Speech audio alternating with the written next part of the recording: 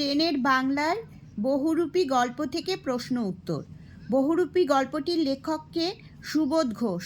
সুবোধ ঘোষের প্রথম গল্পের নাম অযান্ত্রিক। শুনেছেন হরিদা কি কাণ্ড হয়েছে? কাণ্ডটি কোথায় হয়েছিল? জগদীশবাবুর বাড়িতে। অনেক ধোঁয়া উড়িয়ে নিয়ে এইবার আমাদের কথার জবাব দিলেন। কে দিলেন? হরিদা। জগদীশবাবুর বাড়িতে সন্ন্যাসী ছিলেন 7 দিন। জগদীশবাবুর বাড়িতে আগত সন্ন্যাসী থাকতেন হিমালয়ের গুহাতে। সন্ন্যাসী সারা বছরে শুধু একটি হরিতকি খান। অনেকেই মনে করেন সন্ন্যাসীর বয়স 1000 বছরের বেশি। আক্ষেপ করেন হরিদা। কেন? সন্ন্যাসীর পায়ের ধুলো নিতে না পারার জন্য।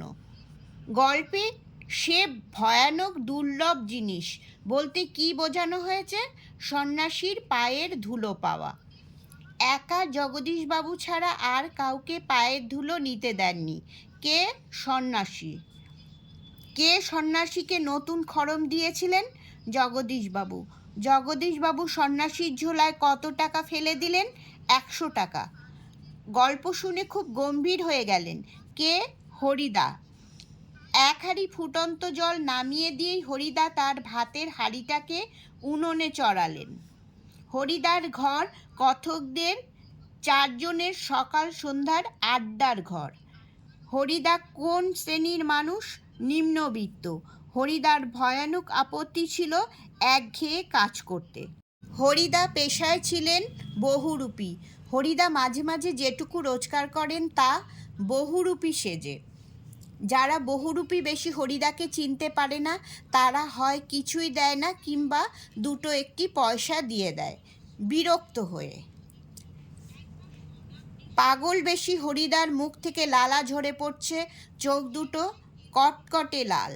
পাগল বেশি হরিদার কোমরে জড়ানো একটি ছেঁড়া কম্বল। পাগল বেশি হরিদা গলায় কিসের মালা পরেছিল? টিনের কৌটোর। খুব হয়েছে হরি, এইবার সরে পড়ো, অন্যদিকে যাও, কথা বলেছেন কাশীনাথ। কাশীনাথ কে ছিল? বাসের ড্রাইভার। খুব চমৎকার পাগল সেজেছিল। কে? হরিদা। সেদিন হরিদার রোজগার মন্দ হয়নি। সেদিন হরিদা ছিলেন বাইজির ছদ্মবেশে।